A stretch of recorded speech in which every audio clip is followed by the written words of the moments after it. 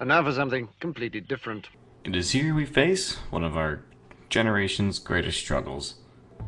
It's not so much that being alone is a necessary evil, but it's trouble people's report even finding someone of value to begin with. You would think of our technological advances, it should be easier than ever to find a mate we're compatible with, but it's quite the opposite.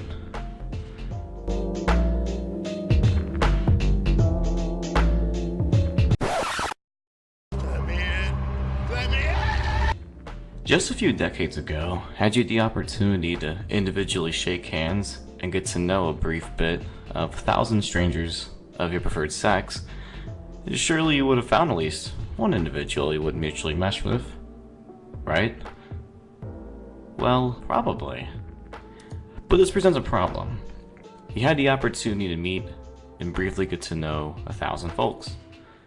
Say you make a top 10 list of that 1,000. The elegant species in shining armor that fancies your ego probably landed somewhere in the top of your picks for dating.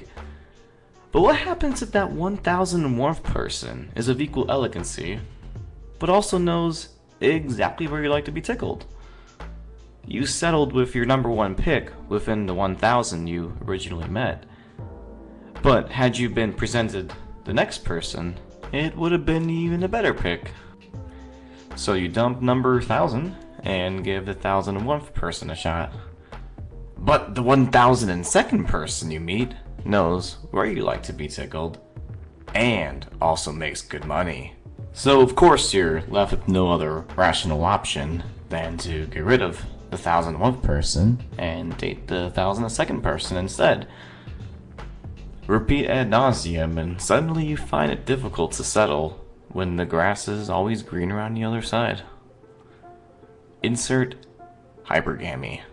This is a fun little word that essentially means to upgrade partners. Because of the way our mind works, when we find someone who is a better option, it makes it a hell of a lot easier to desert your current engagement if things are not going so well, then pursue that instead. Dating apps make it hell of a lot easier to find said better option. Combined to the hedonic treadmill, the ever easily accessible upgrade, it makes it more difficult to want to overcome adversity with a current partner. But Snore! I would never trade the love of my life for a suitor of potential greater value. Sure you wouldn't! I would never accuse you of such primordial blizzard brain behavior. You, being a subscriber to my channel, automatically excludes you from all sins. Our ancestors didn't have the luxury of being able to pull up thousands of local hot Russian singles at any given moment. Before the internet, you were significantly more limited in your dating options. You actually had to leave the house to meet people outside of work and or your immediate social group. Because it wasn't as convenient to replace mates, coupled with traditionalism, in the past it was just easier to try and make your relationship work and overcome adversities. But today, you can just about immediately find someone new to date. All you have to do is swipe left to your now ex and swipe right to a promising new person. Get one today!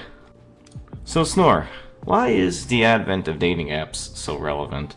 Well, marriage levels are at a record low since 1970. Divorce rates are sky high, just over half of millennials are single. Things aren't looking too good for our generation. Dating apps are just one piece of the puzzle. But are dating apps to blame for all of this? Not entirely, but they do make hookup culture easier. Some sources cite the lack of finances as being a major aspect of not dating or settling down. But why finances are relevant is something I'll probably cover in a different video. Amongst other things, I believe dating apps are conducive of hookup culture and help make settling down with someone harder to do. People like having options. And if you date someone who isn't just right, or if you face adversity in a relationship, dating apps make it conveniently easier to find someone new.